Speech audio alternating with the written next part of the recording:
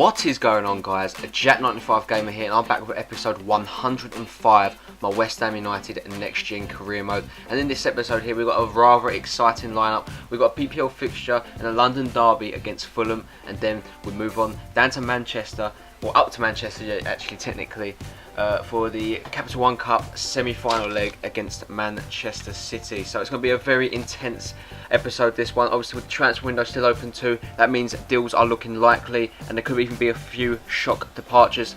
Sebastian Roda on his way out. That was a very shocking one, but you know, into this game now, we're hoping to get 3 points because we've let Chelsea come back in though, obviously drawing in the Premier League game. They closed the gap to 3 points. That means they're breathing back down our necks again, so this needs to be a win here as Morrison gets into space in the Fulham half.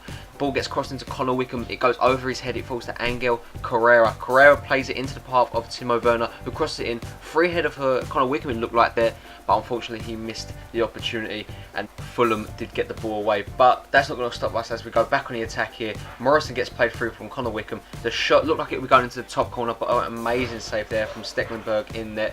Keeps the Hammers at bay, and again another great save there, and the ball does go out for a corner. West Ham definitely the stronger of the two sides at the moment and looking likely to get the goal, but Stecklenburg has been in great form there, and it just shows it there with another great save, and it shows that if we're going to have to beat him, it's going to have to be something special. But the corner will come in for here from Adnan Januzaj. He puts it in, puts it right on the head of Connor Wickham, and again Stecklenburg puts the ball over the bar effortlessly, it looks like, and West Ham getting frustrated here.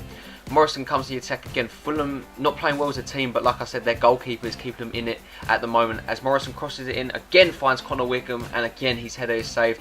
And I just don't know, Connor Wickham might need some heading practice because we're just looking poor at the moment. But I'm happy with how the team's playing at the moment. As the ball comes back in, it's cleared away again from Fulham, and the free kick was a waste going into half time. I'm very happy with the team, and hopefully we can build on this this great start to the first half we've made. But it just needs to take more of our shooting opportunities. Rodwell gets played in here, plays it into Timo Werner. This is great link-up play from the Hammers as Morrison gets played in, and we finally get the beating of Stecklenburg. Gets me very happy there as we do make it 1-0. The West Ham boys lead at Craven Cottage, at Upton Park against the team from Craven Cottage. I actually had Craven Cottage. That was a bit of a foul there on my part, but yes, I'm very happy we've got that goal. The link-up play was exquisite, and Morrison took the ball down into his chest, into his stride, and the finish was easy to put the Hammers 1-0 up. Great challenge there from, I believe that was a Winston Reid, but it doesn't stop Fulham coming in the attack now as the ball gets played in, cleared away from the Hammers, only as far as Vanaquia, I don't know how to say his name. It falls to the Costa Rican captain Brian Ruiz. Vanaquia again, a great challenge from the Hammers though, and Luis Eduardo tries to bring us forward. And to the next bit of attack now, Morrison picks up the ball, plays it into Rodwell, challenged well by the Fulham man, I believe that was Zarate.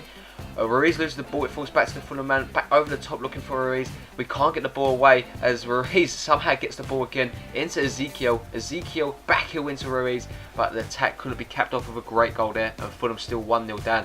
Very tense game here for West Ham. They just can't get the beating of Stecklenburg, but we're trying to double our lead here with ball over the top into Connor Wickham, who's been poor today. Gets his shot away first time. Good save again from Stecklenburg, and that is definitely, we're still very frustrated, you know. We just can't get the beating of him.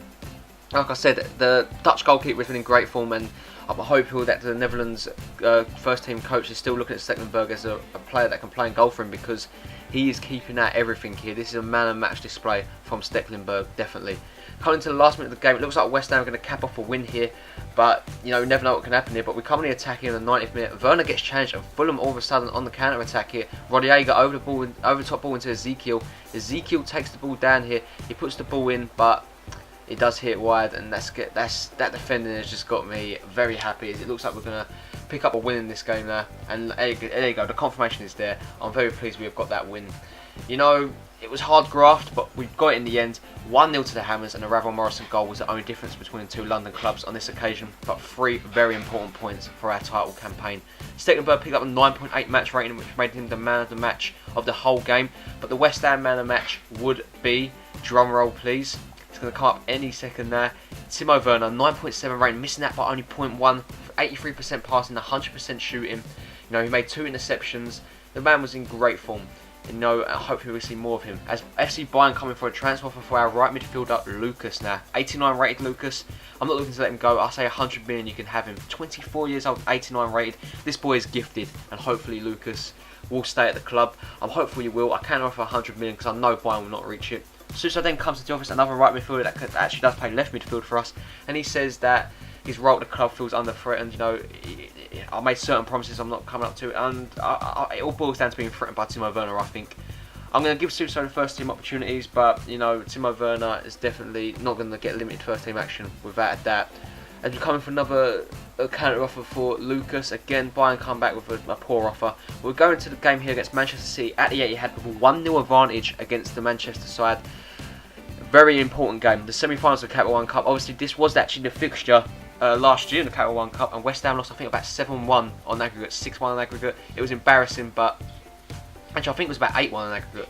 So, yes, we're looking to get revenge in this one. Liverpool looks like they've already booked their place in the final, so it's either Manchester City or West Ham meeting Liverpool at Wembley in February, end of February, I think the Capital One Cup final is. But Oscar gets an opportunity to bring West Ham forward 15 minutes in, but he does actually get dispossessed as Vidal plays in Scott Sinclair, who's making his way, he's made through the middle of the pitch. Negredo of attempting through ball to Jovetic. That defending has got me up in arms there, I could not believe it, but Jovetic puts the ball wide, and West Ham are let off rather easy there. As the goal kick comes out to West Ham there, Montoya plays in Strootman, into Junior Malanda. Malanda gives it to Oscar. Oscar turns away from his man, plays into the oncoming Luke Shaw, and check this out from Luke Shaw.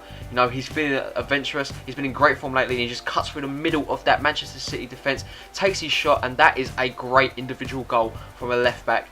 And someone that's so young like Luke Shaw, 21 years old in this career mode now, and he's just literally torn apart that Manchester City defence. That 5-star, that A-class Manchester City defence has sent the away fans in a frenzy. That effort from Luke Shaw.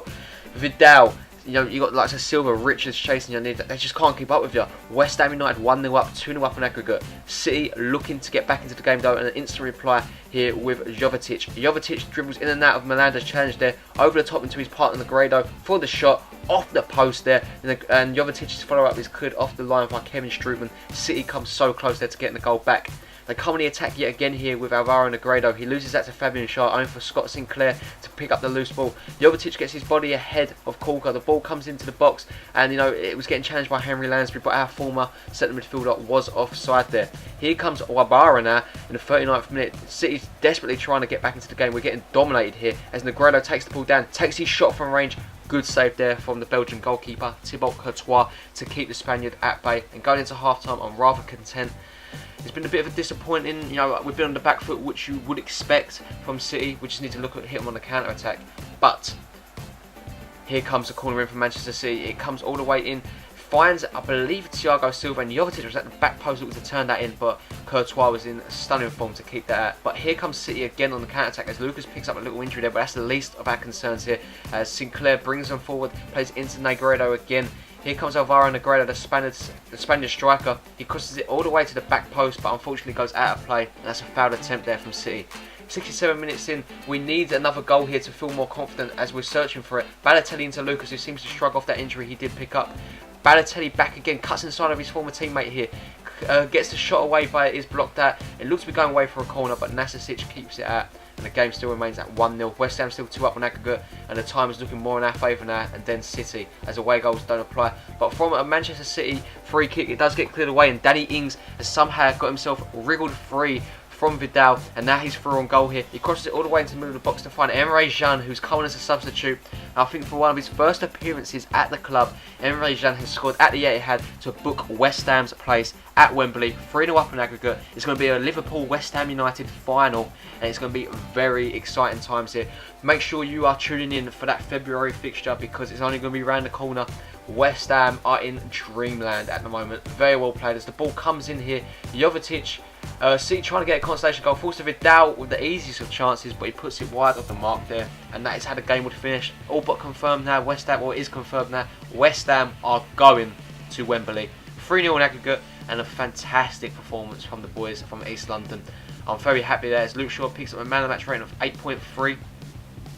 And that's more to see, not more to come from Luke Shaw, a very young player. As you can see there, we do meet Liverpool, who've knocked out Ipswich and Bournemouth, and we've knocked out Shrewsbury and Sunderland on our journeys here. And it's been a pretty easy running for both of us here, except from City was a difficult one.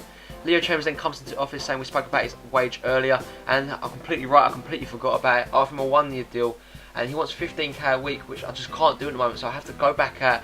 I need to get some some funds from the board to be able to do this new deal. So I'll go there and I'll just ask for an extra 1 million from the club. Surely they can give me that. I'm hoping David Gold and David Sullivan will be able to provide that for me.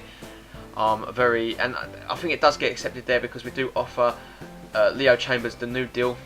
We offer him a 10-year contract, I do believe, and a 1-year deal, saying he's going to be a spot rated first team player, and see if he does accept that. I'm going to leave you guys looking at the league table. If you did like the video, guys, then make sure you hit that thumbs up button. It really does help my channel grow and shows me you are enjoying the series. And if you're new around here and you never want to miss an episode of Career Mode or FIFA 15 content, then hit that subscribe button. It is free. And yeah, guys, I hope you have a really nice day. I'll catch you next time. Peace.